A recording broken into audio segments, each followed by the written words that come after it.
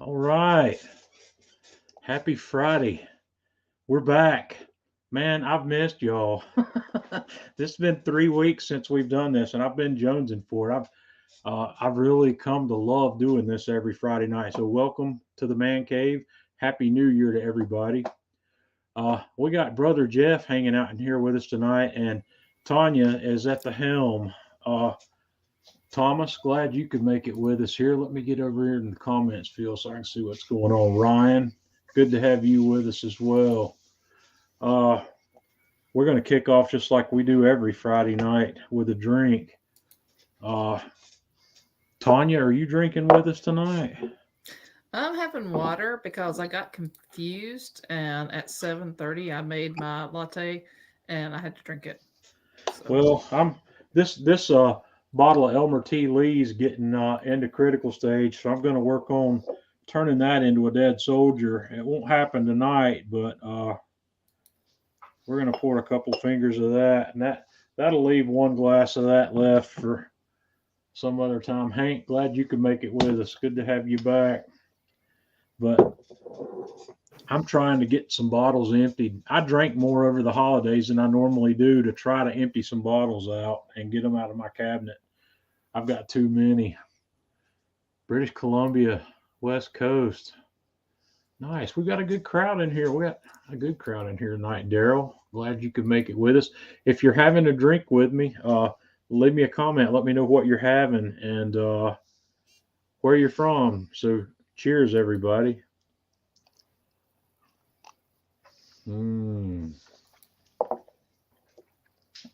I have another bottle of Elmer T. Lee.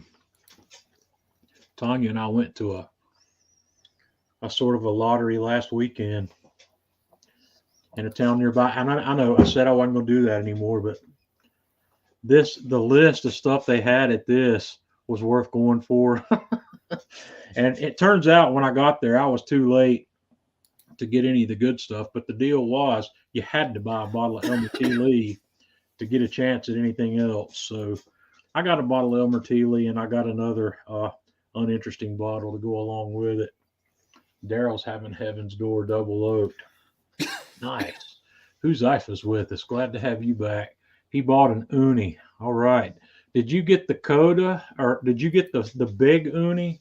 I had an uni a long time ago, but it was one of the older, smaller models. I don't have it anymore.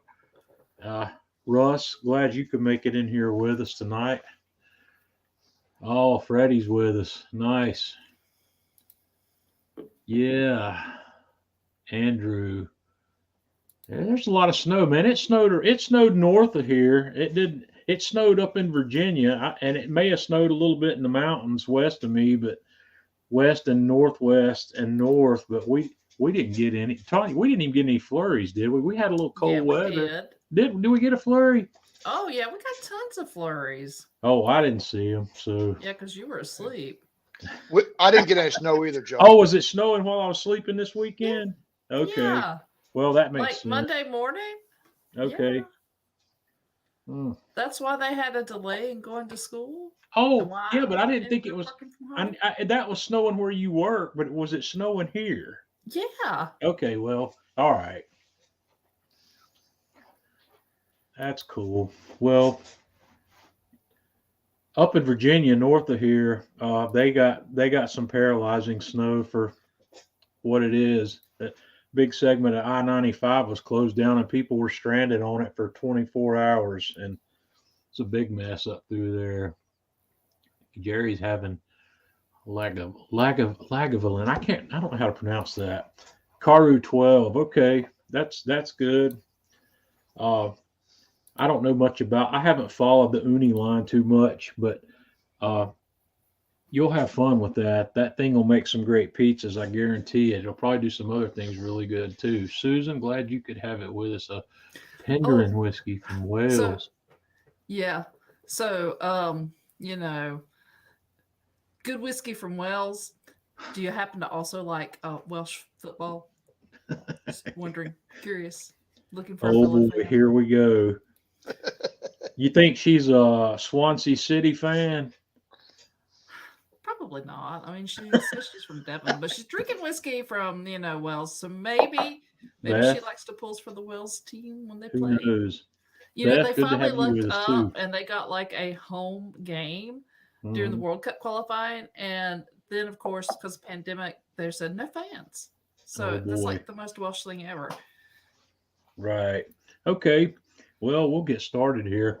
Tanya, I'm going to drop you down. We'll bring you back towards the end here. Okay. Devin said they had a little bit just south of Asheville this morning. That's where Tanya works. Tanya works up there in Flat Rock, just outside of Hendersonville there. So yeah, they've been getting a little bit of snow up that way. Jeff, did you have a good Christmas? Oh yeah.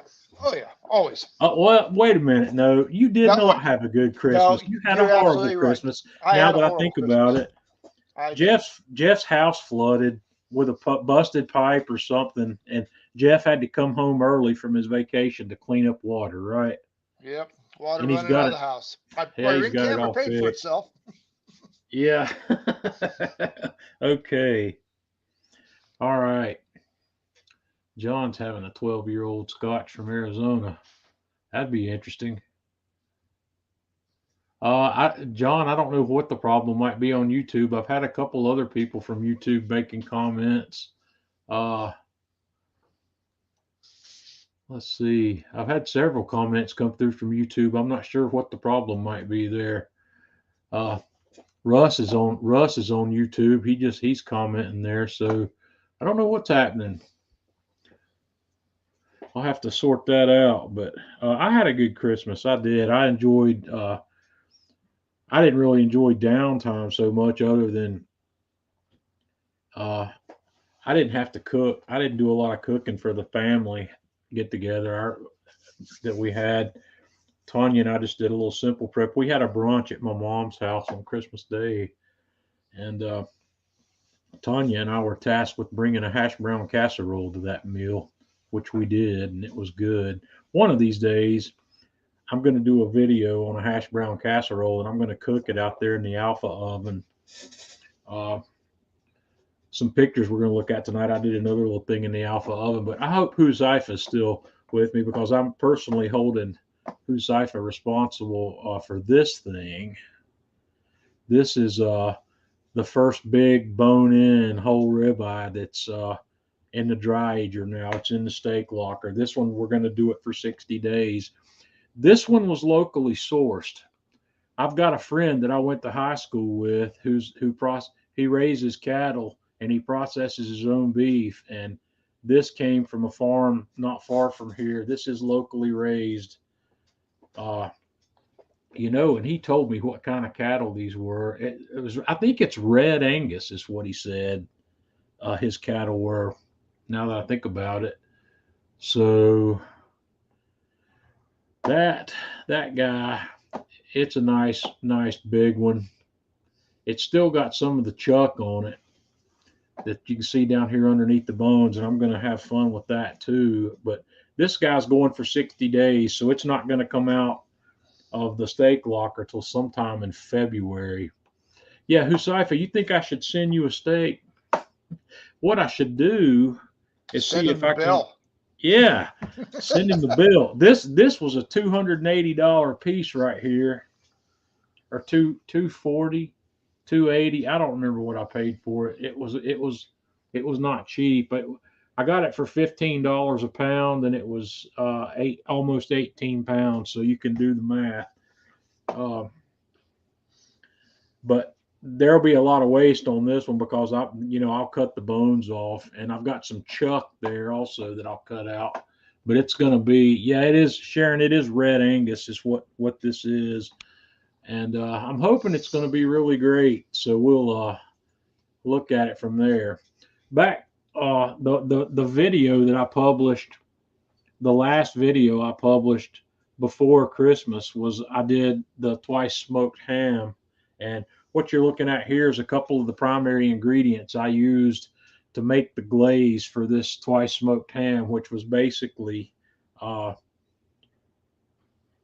cherry preserves, stone ground mustard, a little Jack Daniels, but I also there's a splash of lemon juice and a little salt in that as well. So, and I did it simply. This is a 12. This is about a 12-pound spiral sliced ham that's been in my freezer for almost a year because I bought this before Christmas last year, and we ended up not using it for Christmas. And I needed to do something with it, and I wanted to get it out of my freezer. So we got it out. We cooked it on the kettle, Joe, and I basted the videos out there if you want to see this one. It's a real simple process, but I basted this thing multiple times during the cook with that cherry whiskey glaze, and it was just off the hook. It was really amazing. And you know that it's pre-sliced, so it's pre-cooked, so you're not really cooking it. And you got to be careful with these things not to overcook them. Jeff, have you done a twice smoked ham before? Yep. And you're right. You have to be careful because you can dry them out quick. Right. I took mine up to about 130. Where do you, is that about where you go? Yep. Yep. Anything more than that, I think you start drying. Yeah, but this was good. It's real. I took most of it. Yeah, Hank, I do too. They make some of the best preserves out there. They're not cheap, but for this particular project, I wanted, you know, good quality. So that's what we ended up with. And where are we going next? Okay, back to dry aging again. Once again, I got ready to do some grinding. And, you know, I told you guys a while back that my grinder was down and that I had bought some new grinder blades because I had lost my grinder blade for my big grinder. Well, I got these, and this is that top sirloin cap that I showed you guys that I was dry aging. It's the first thing that's actually come out of my dry aging locker. I dry aged it for just short of 3 weeks, and I wanted to grind it up into burger. And guess what? These things didn't fit. They don't fit my grinder. So I couldn't grind it in my grinder, and I was panicking, trying to figure out what I was going to do to grind this. And I remembered that in my junk pile, I have the this old KitchenAid attachment grinder. So I got it out and put it on the KitchenAid, and we cut this down. We didn't shave it, didn't trim it, nothing. It went into chunks that were big enough to feed down the chute of that KitchenAid grinder, and we ground this into ground beef. Now, what I did, I wanted to taste what this tasted like. I wanted to get a feel for, you know, how is this? Is it good, bad? So what I did, I vacuumed. I've still got half of this left, and I decided to make a couple of hamburger steaks, which are keto friendly. But you can see there's a pretty good amount of fat content here. That thing had a thick fat cap on it, so I've got a good bit of fat. I used one of my burger presses to press these things out. I took my big 14-inch Smithy cast iron pan and put it on the pellet Joe, and ran the pellet Joe up to about 450 and let that cast iron pan preheat in there for a while. And I took those patties and just put them in that cast iron pan that was screaming hot by then, and decided, well, I'll make something like a smash burger, even though it's not the traditional way to make a smash burger. But I want to tell you something. You can see from this picture here, the crust that formed on these things, and it formed rather quickly, was off the hook. These spots that are in the middle are because my burger press puts a dimple in the meat. I should have put that side up and put the crust on the other side. But I noticed a couple of things about cooking this dry aged ground beef. 2 things. First, that crust formed much faster than it does in a typical smash burger cook. It only took a couple of minutes for that crust to form. The other thing that I noticed, the fat rendered much more quickly in this dry aged ground beef. And when I get to thinking about what's actually happening here, it makes sense because we've removed some of the moisture from this beef, so it's going to cook faster. The fat's got less moisture in it, so it's going to render faster as well. But I didn't season this with anything but just a little bit of salt because I really wanted to taste the flavor of this burger, and they were good. They were really good. They had that earthiness that you would expect from dry aged beef, and this is something I'm going to experiment more with in the very near future. I'm not going to go to the expense of doing a sirloin cap again, but what I'm going to do is I'm going to get a big clod of chuck. I'm going to try to get a 8-pound piece of chuck, and I'm going to let it go for the full 30 days since it'll be a bigger piece of meat. And we're going to try grinding that and see how that pans out. Jeff, have you ever had dry aged ground beef? No, I have not. Well, we'll have to see if we can fix that sometime. I think next time, once I get that chuck and get it dried, I'll put some away and I'll bring you some of that next time we hook up in Atlanta. But this was good, and I really think dry aged ground beef could change the way we look at smash burgers because, like I said, this cooked quickly. I'll never admit to this, but I may have slightly overcooked these because they cook so much faster than I expected that they would cook, but they were delicious. And I've got enough to do this again, and I'm going to do it again, and I'm going to back the temperature down a little bit. I'm going to slow the process up a little bit, but these were fantastic. All right.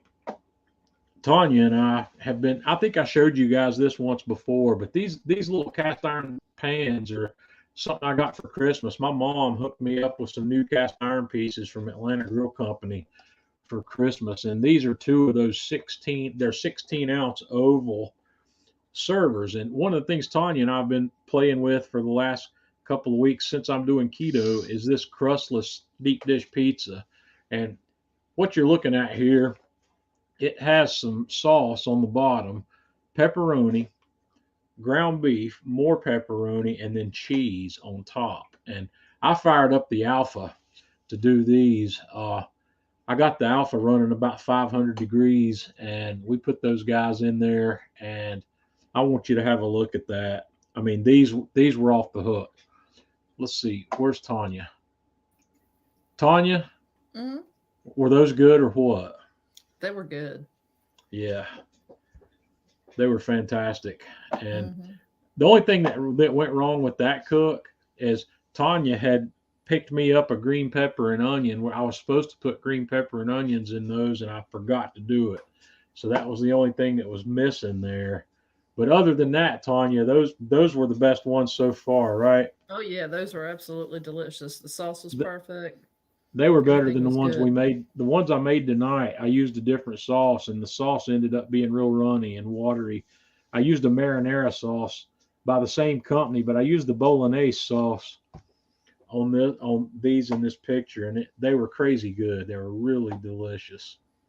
So this is something I continue to work on, and I'll continue playing with it. And I was talking to Jeff a little bit ago, Tanya, about that cheesesteak that we're going to do. We're going to do a deconstructed cheesesteak by this same technique, probably use these same pans.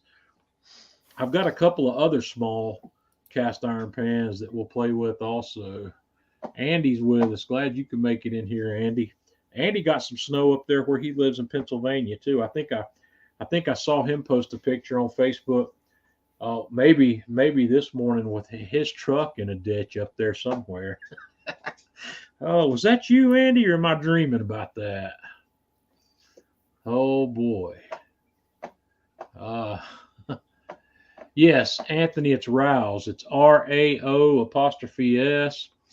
Their homemade bolognese works beautifully for this, and it's low carb. So it's a half a cup of that's only got 4 or 5 grams of net carbs in it, and that's basically all the carbs you end up with here. If you put onion in it, you bring a little bit more carb to it, but I don't put a whole lot of onion on it. But the cheese and the beef and the pepperoni don't bring any significant carbs to this dish. I think the whole thing, you're looking at a roughly 750 calories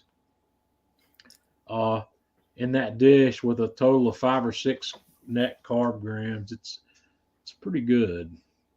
So we move on. There's just kind of an overhead view of that. But that Alpha oven, you can't, I can't get that out of my Breville Smart oven, my toaster oven. I can't make it look like that.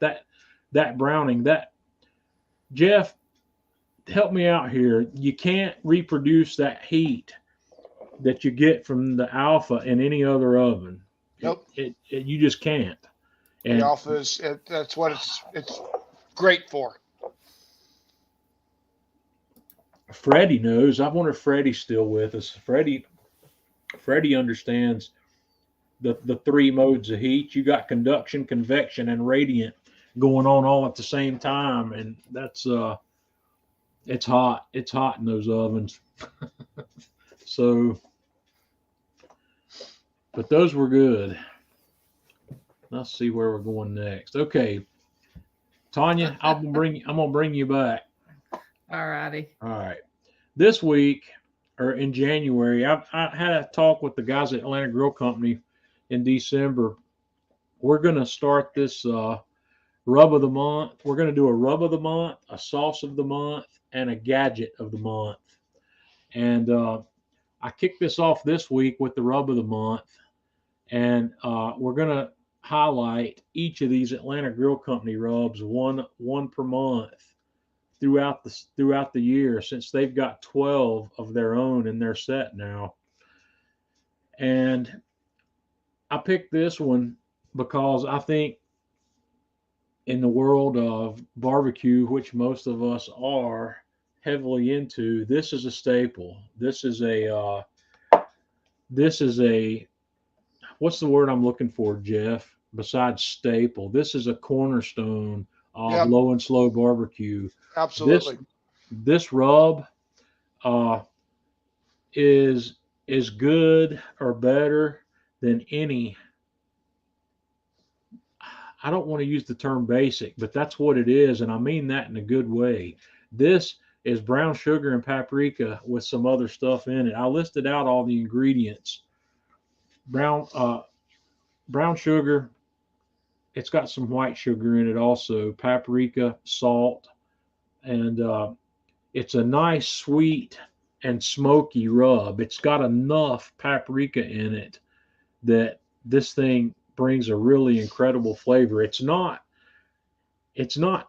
overpoweringly sweet like a lot of rubs are. A lot of these rubs that I get are overpoweringly sweet, and this one has a beautiful balance to it. So I chose this one to do for January. So what we're getting ready to look at is this Boston butt. I decided to do a Boston butt, and I published that video today. And we're going to do a couple other cooks this month using this. We're going to feature this rub. The next one that we're going to do is I've got a nice fat rack of baby backs that I picked up today that we're going to do next. And I'm probably going to do some pork belly after that. But anyway, I picked up a pork butt on sale. I was looking for ribs. I was going to do ribs first, but I stumbled across this guy at 11.3 pounds and 99 cents a pound. I said, we're going to have that one. So this is where we started. A big fat pork butt. And I got out the Drip EZ prep tub. I love this thing. And this picture's gained a little bit of infamy this week on social media because it looks like a butt, does it not? It's a butt. And Yeah, I cannot lie. I love big butts. You know, while I was prepping this, I didn't notice that. I didn't notice this until I started looking at the pictures I'd made after the fact. But, you know, I gave this guy a good dousing of the Georgia butts and ribs. And I did this at about, I don't know, noon or so on Wednesday because I was going to cook this overnight, Wednesday night into Thursday. And so at about 8 o'clock, 8 or 8, it was about 8:30 in the evening on Wednesday. I put this guy on the Classic 3 with the slow roller, and I set it up and let the fireboard run the show. I just set it at 220 and let it go. And 12 hours later, at about 8:30 Thursday morning, this is what we have, and it's not ready yet. It's not probe tender at all, but the bark had formed up well enough on it at this point that I was comfortable with wrapping it. I don't recall what the internal temperature here was when I wrapped it. I'm wanting to say it was somewhere in the neighborhood of 170. Typically, if I had to gauge the temps where I wrap this when I do these overnight cooks, it's usually between 170 and 175 when I wrap it. I never wrap as early as 160 and 165 like you hear people talking about doing, because the bark, in my experience, is not set up well enough at that point to do it. Jeff, you've done some butts on the bark, Yep. haven't you? Does Yep. the bark should set up that the bark should set up the bark a little faster than the Kamado does. Have you It noticed? does. It Yeah, does. It's set about 160 on the bark. right. So that's why I put The my little reminder on the fireboard, let me know when it's 160 so I can go out and check. I've done two right butts with it.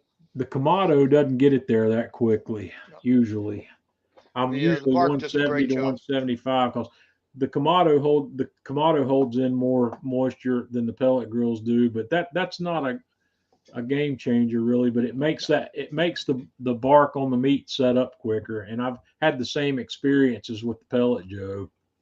So I wrapped the thing up in foil and ramped the temperature up on my grill to 300 at that point, and I stuck the probe back in it. And you might want to watch this video. I should have made a picture of the bone. If you're familiar with what the scapula bone looks like in a pork shoulder, it's flat. And when I put the probe in, I went in at an angle and I pushed it all the way in until it touched the bone, and then I backed it out about 1/8 of an inch. That is the best place to probe for temperature on a pork butt, because that is the last place that's going to get probe tender and get the temperature. That one, and I set the alarm on the fireboard to let me know when that hit 200 degrees so I could go out and look at it. 200's not done yet usually, but everything around the outside of that pork butt's probe tender at that point. But that place on top of the bone there needs another 20 or 30 minutes to get there. I usually get to 203 or 205 on that spot before I take the thing off to rest it. But by that time, we're at 208, 209 everywhere else in that butt, but that's okay.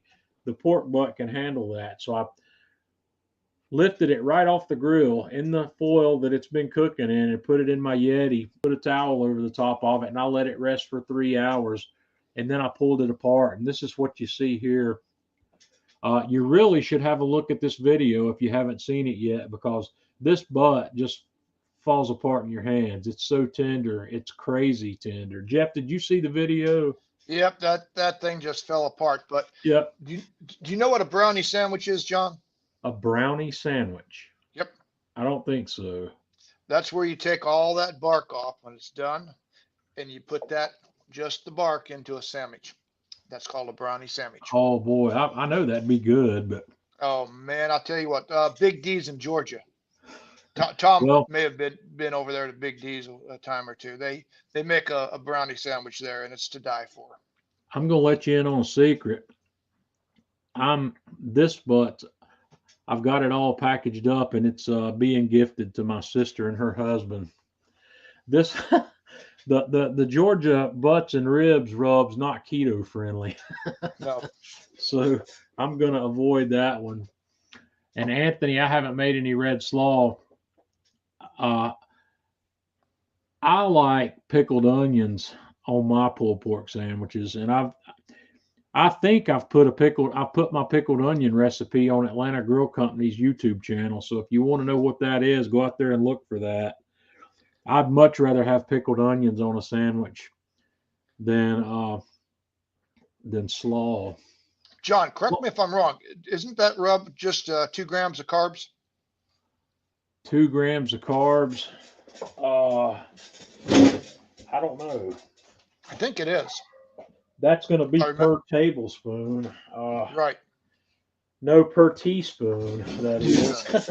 So Yeah, but you look at that. It's How many 2 teaspoons? 2 grams per teaspoon. Yeah, you're right, Jeff. I know where you're going with that, and you're right.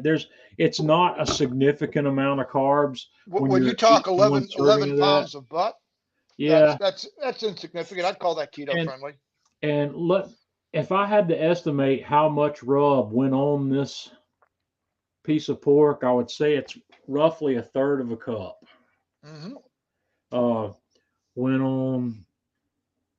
So And Let's you look get- at that 11 pounds, that's anywhere from 22 to 30 servings. yeah, so That Well, puts no, those no, no, carbs. there's 16 servings is what I got out of this because I package it up in 1 cup servings, which is a pretty good serving for most people. So, yeah, there's not that many carbs in it. I technically could eat it. I technically could, Yep. and not have a big carb load out of it. But I am cooking pork butt for myself right now with a sugar-free rub just because I can.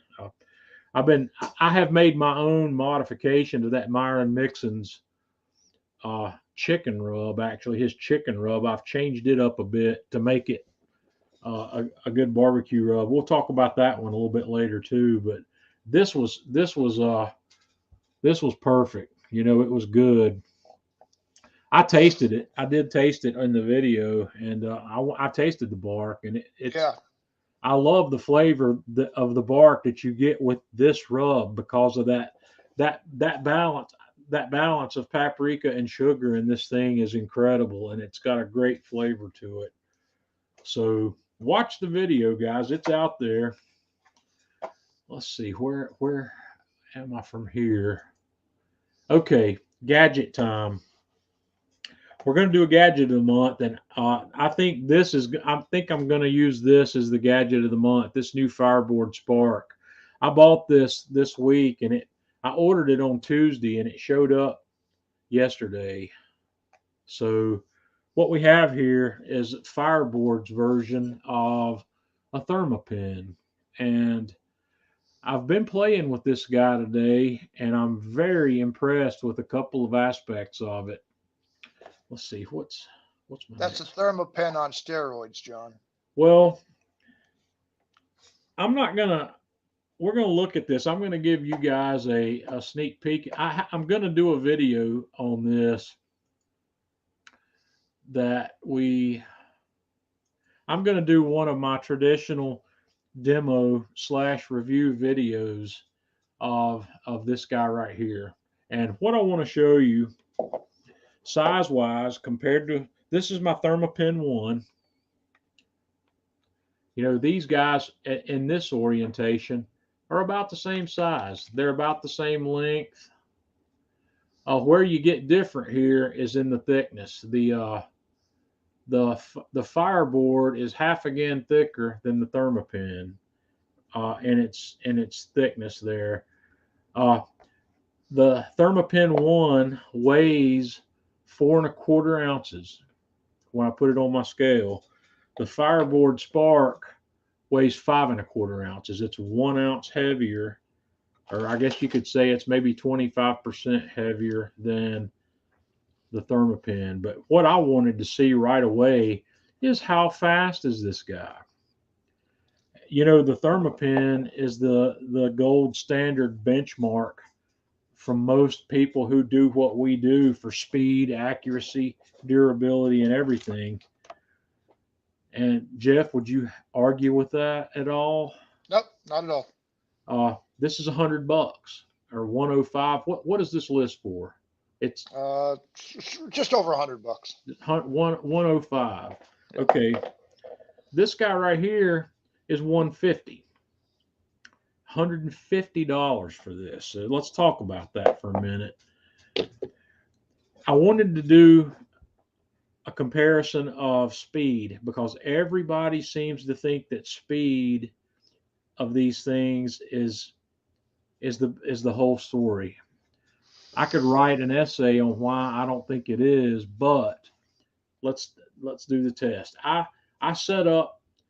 If you guys go back on the Man Cave Meals YouTube channel, I did a instant read thermometer shootout quite a while back. I tested 7 or 8 different thermometers, and I set up my unscientific sous vide bath with a handheld stopwatch, and I timed these things to go from ambient to 155 degrees. So that's what I did to test these. I got the Thermapen 1 out. Now, ThermaWorks says this will give you readings in 1 second. Okay, I don't know what that means because I've never gotten a reading in 1 second with this guy. The readings I get with this guy, honestly and truly, are really no faster than my Mark IV. I did 4 or 5 consecutive tests with this morning, and I got readings between about 1.6 and 1.8 seconds to go from ambient temperature, which is about 65 degrees here in the man cave, to 155 degrees. And, you know, it was between 1.6 and 1.8 seconds for each one of them. This guy I did the exact same thing, and I was testing 1.7 to 1.9 seconds with this guy. So in all practical terms, this is as fast as this. Okay, it should be, right? Because it's $150. It's a much more expensive device. There's a couple of things I like about this Fireboard that the Thermapen does not do. Number one, the Fireboard's got magnets in it where I can stick this on the side of a refrigerator, an oven, a grill, anything, and it'll stay there. The Thermapen does not have magnets. I don't know why those guys have never added that to this, but they don't stick to anything. Okay. The LCD on the Thermapen, as you can see, when you turn it, it turns so the orientation changes. That's great. The Fireboard has a really nice reversed LCD with some big numbers on it, and it turns with you also. And the numbers are nice and big, and I think that reversed format makes it easier to read in all conditions. This one is better in the daylight.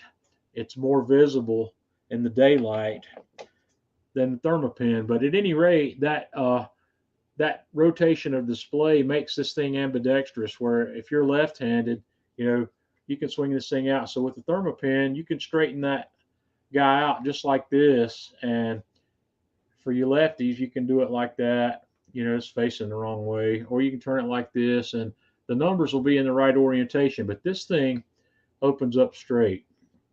That's as far as it goes. On the Fireboard Spark, we come out straight, just like the Thermapen does. But if you're a lefty and want to come out here and turn it on down, this guy will turn on down. It's got a wider sweep. It'll go past 180 degrees with the probe. The Thermapen will not do that. I think that would be a bonus for a left-handed person. I really do, because when I open up my probes to read something, I rarely ever open it up straight out like that. I almost always open it somewhere probably close to a 45 degree here.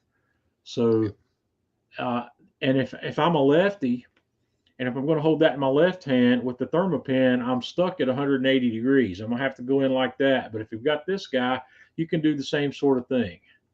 It's got more sway on that arm. That I like. I think that's a bonus with this Fireboard.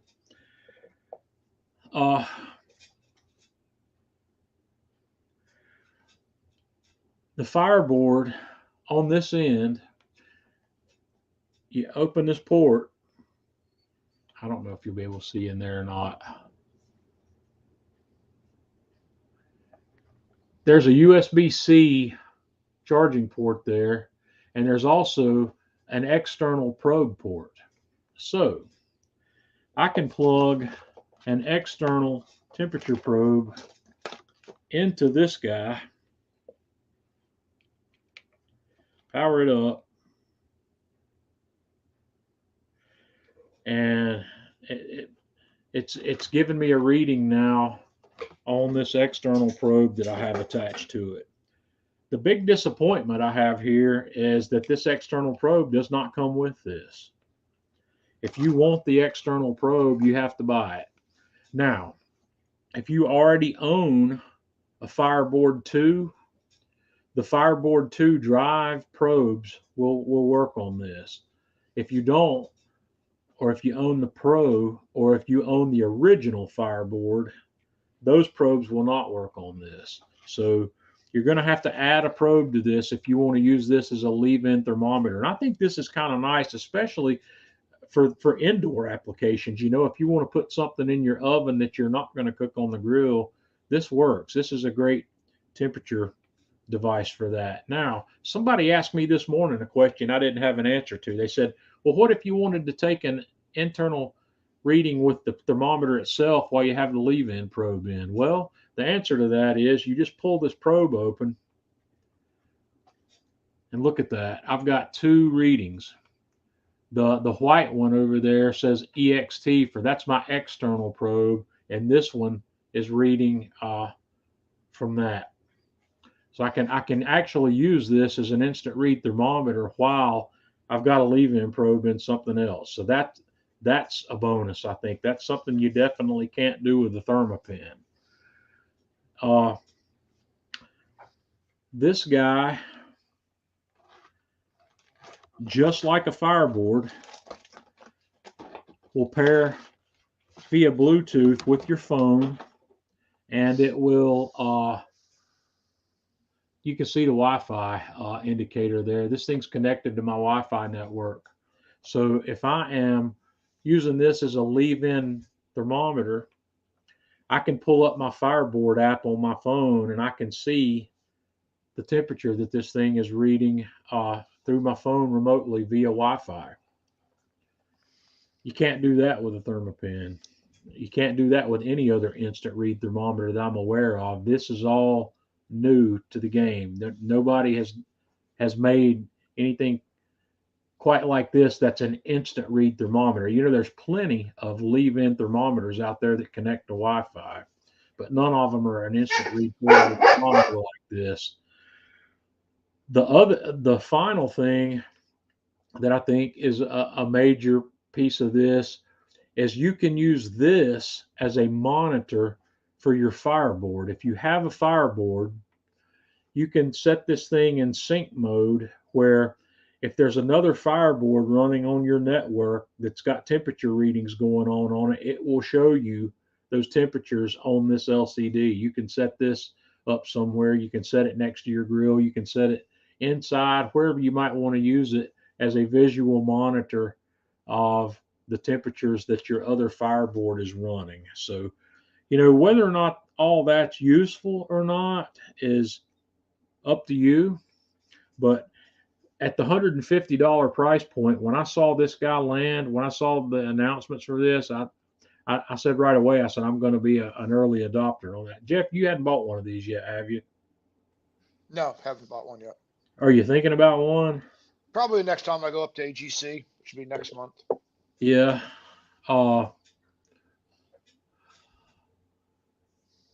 Yeah. Gary, I'm with you. I'm lucky. My wife doesn't fuss about what I spend on this kind of stuff, but it's an external probe for ambient temp. No, it only has one external probe. You could use it as an ambient probe if you wanted to. You could use it as a meat probe or an ambient probe, or you could use it for any, but there's only one. You can only connect one external probe to that. So And this also is IP. Is it IP68? Is that the proper designation? It's 68. It's water resistant. It's splash resistant. I think it. When I looked up what IP68 meant, it could stay submerged at 1 meter for 30 minutes or something like that. So this guy's water resistant, very nicely water resistant. And like I said, I'm gonna make a video. I'm probably gonna make that video on Tuesday this coming week. I'm gonna make the ribs video on Wednesday, but I will try to publish my overall review and demo of this Fireboard Spark on Thursday. What have I missed on that, Jeff? Is there anything I've overlooked on what that thing will do in a nutshell? No, I think you covered it all. But like I say, I think it's a instant pen on steroids because it's got those nice features. Well, I guess if there's two things I do not like about it. Number one, it doesn't come with the probe. Yeah, I think at $150 price point, it should come with that probe. I would like to see it come with the probe. Now, what if the price was an issue? I would rather have paid $169 for that and got the probe with it. The probes, the professional grade probes from ThermoWorks are $17 a piece for whichever probe you decide to buy with it. And I would rather have paid $169 and had everything I needed in the box. That's just the way I am. I don't want to be nickel and dime for accessories after the fact.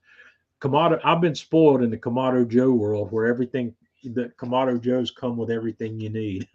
And pretty much I'd rather see that probe in the box. Fireboard's probes are all good quality probes. I've never had a failure on a Fireboard probe out of all the Fireboard equipment I've had. The battery life, I'm glad you asked that. I don't know yet, but everything I've read indicates that these batteries last a really long time. I could run it. Maybe what I'll do over the weekend while I'm working, I'll connect that external probe to this thing and let it read, and I'll see if it. I guarantee you it'll run that external probe for 2 or 3 days at a bare minimum. I guarantee it. And there's some screens here. Let me power it back up. There's a device information screen that you can see what the battery level is on it. When you boot this thing up, not using the probe, here we go, device info. This is showing me. That's not easy to see. It's giving me the firmware version. It's giving me the serial number of my device. It says that battery is at 96%, and it shows 4.01 volts there. It shows me that I'm cloud connected. It shows me, it says BLE. I'm guessing that might be Bluetooth is disconnected. And it shows me what Wi-Fi network I'm connected to. And it also gives me the signal strength of that Wi-Fi network. I'm at negative 30 dB here because I'm really, my router port for this level is just across the room here. And it's actually showing me a temperature inside there is showing as 80 degrees, but I don't have any doubt that this thing would run for days. And if you're just using it as an instant read thermometer, I bet it'd run even longer than that. Alan asks, how long does it take to power it up? Well, if you're using it as an instant read thermometer, see, it's powered down right now. It powers up immediately when you open the wand. So if you want to power it up with the button, I'm going to press the button. Well, I don't think it wasn't powered down. Let me get it powered down.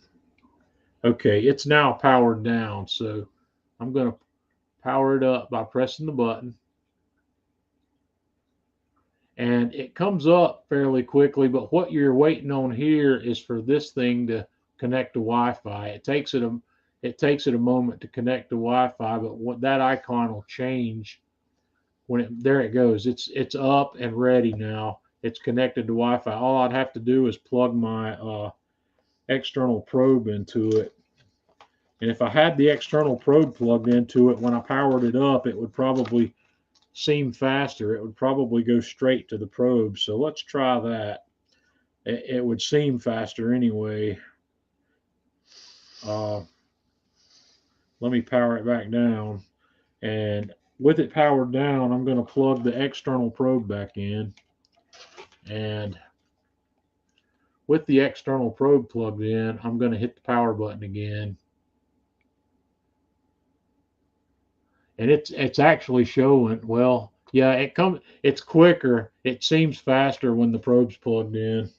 So yeah, this thing's pretty nice. But like I said, there's two things I don't like about it. And the first one is the fact that it does not come with an extra probe.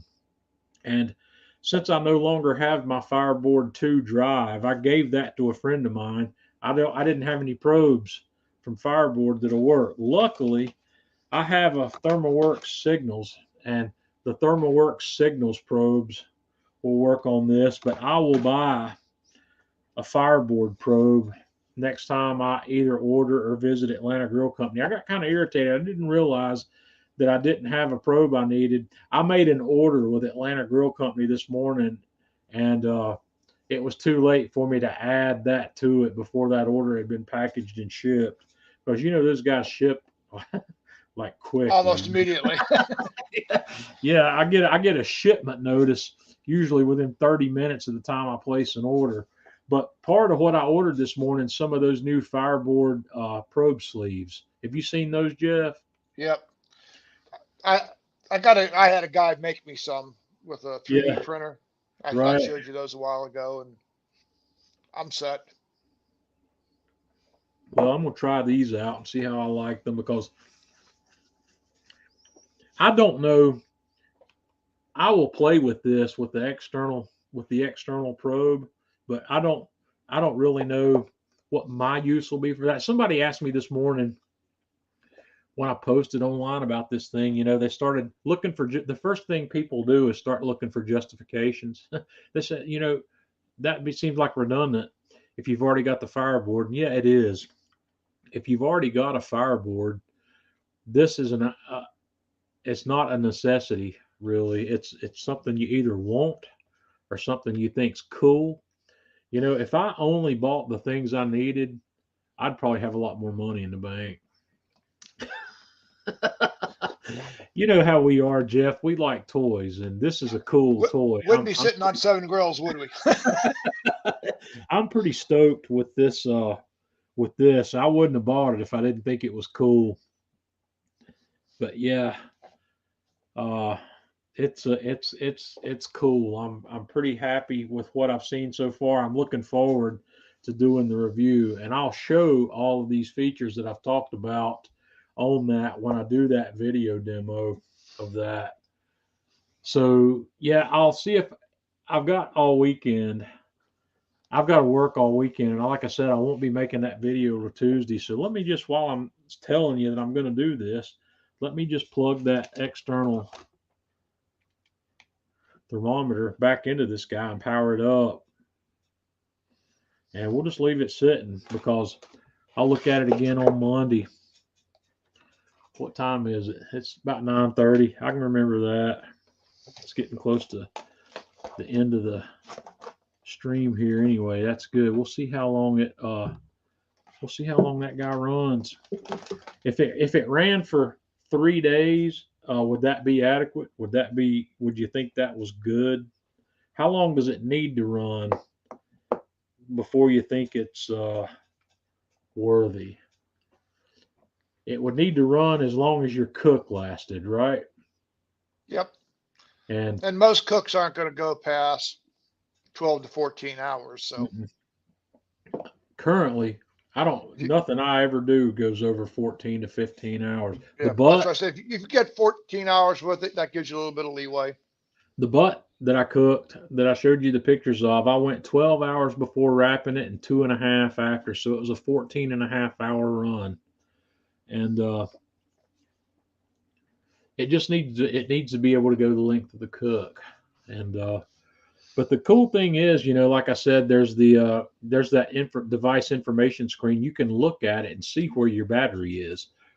Not just on a battery bar indicator, but you can see what the actual percentage of battery is. And if you need to charge it, you throw it on that USB-C cable. It comes with the USB-C cable.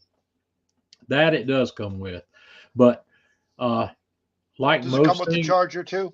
no, it just comes with the USB-C cable. So you're either going to plug it into a computer, or you're going to have to take an existing wall outlet socket that you have that will do it. Now, this cable, the cable that comes with it, is a regular USB to USB-C, so you don't have to have a C to C. It's not a USB-C to USB-C cable. In other words, it's a standard. What do you call the big USB connector?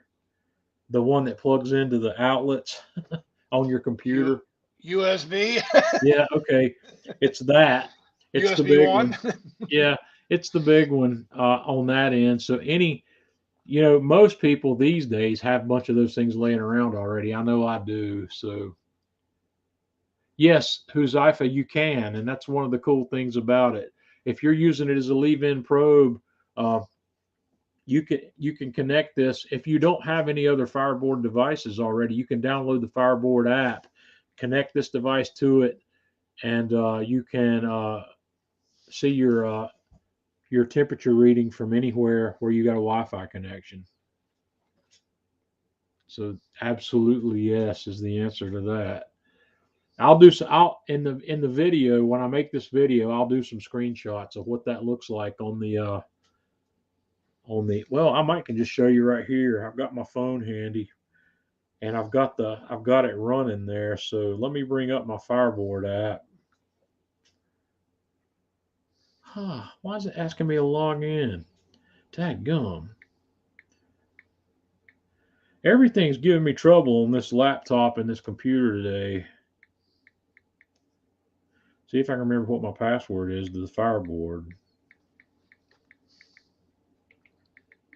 Oh, Lordy. Oh, jeez. Okay. I'm going to have to look that up, but I think it's worth looking up here. So. You okay over there, Tanya? Oh, boy.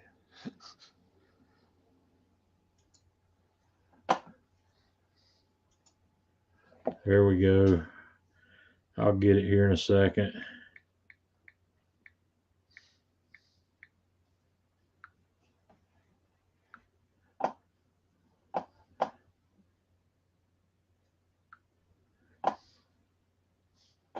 Okay.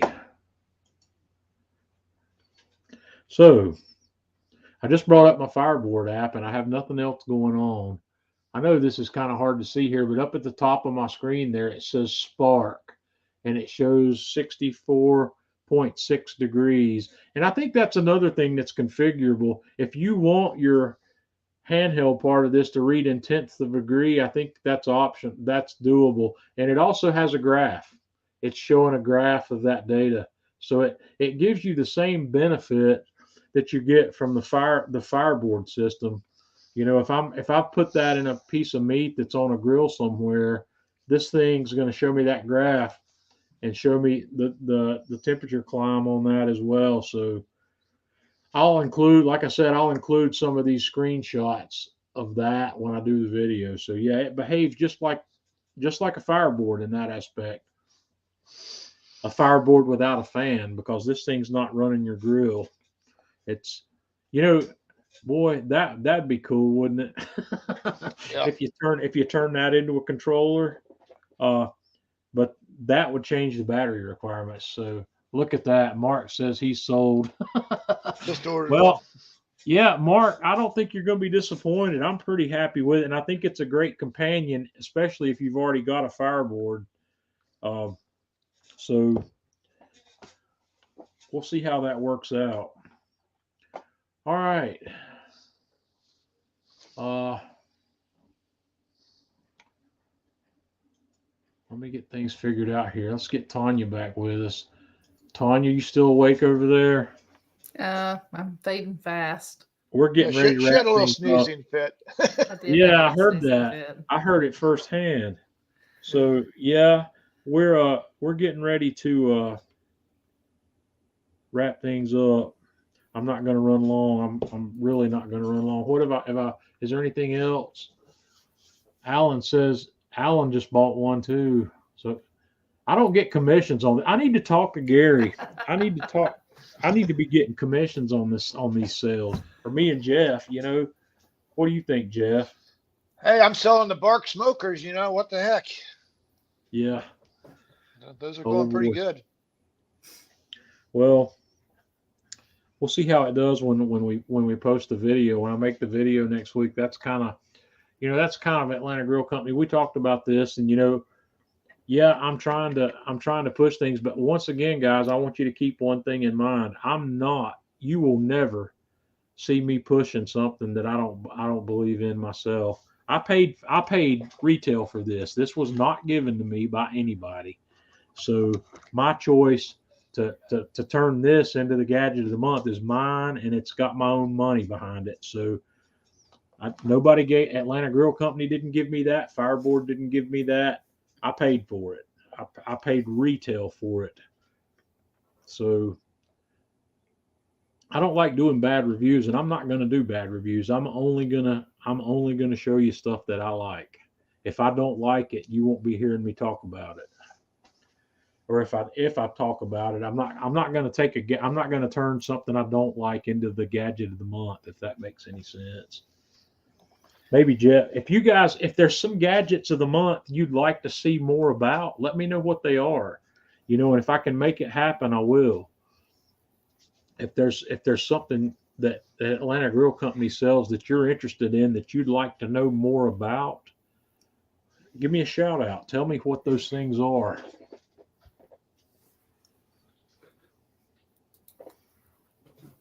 Mark, don't hang that on me, Mark.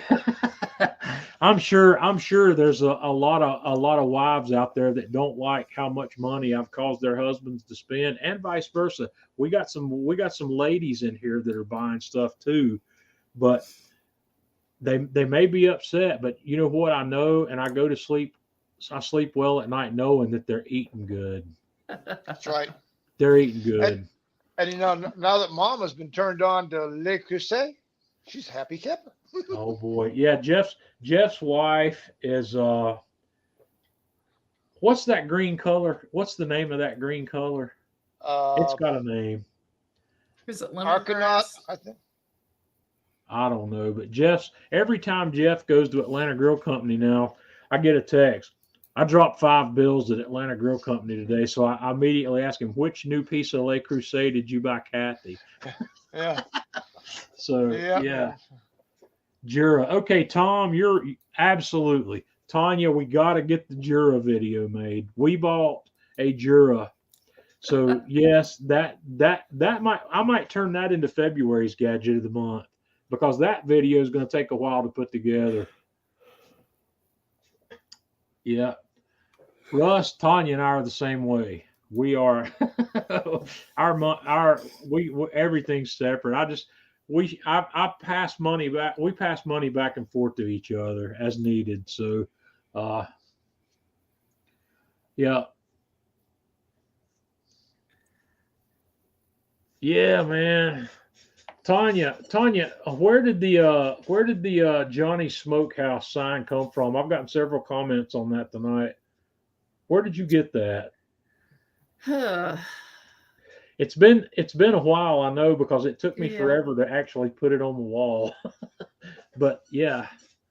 And 1951 is not his date of birth. No, it's not. But it's Johnny Smokehouse. That's just too cool to not go on the wall here in the man cave. So I'm trying to remember now where I saw that out. I was out with Mom. yeah. But I love it. It's been sitting propped up against the wall here for quite a while, and I actually feel guilty about how long it's been sitting there. So I decided to put that up on the wall. I just put it up tonight, and I said that'll be right behind me during the live stream. I said that'll look good up there. Yeah, I just right now I don't remember, but All right, I will tell you something important. what's that? Your boy Hemi has been sitting up here on the kitchen counter, Mhm. just sobbing and looking at me so pitiful, saying, "I wish he Daddy hungry? Way get up here and give me some fish." Well, I'll have to. The cats get a treat before bed every night, and I got to go take care of that. So, guys, I appreciate you hanging out with me tonight. We'll be back next week. I'm hopefully going to have another guest on with us next week. I got to get back in touch with him. He had agreed to come on, but he actually ended up in the hospital sick, and I think he's recovered from that now. And this guy will be, I promise you, he'll be a lot of fun. I'm not going to leak who it is just yet, but Jeff, I'll talk to you about it this coming week, and I'll send him a note and see if we can get him on next Friday night. So I'm looking forward to it. Everybody, thanks for coming, and I hope everybody had a great New Year. And like I said, leave your requests in the chat box there. Guys, have a good one. We'll see you next week.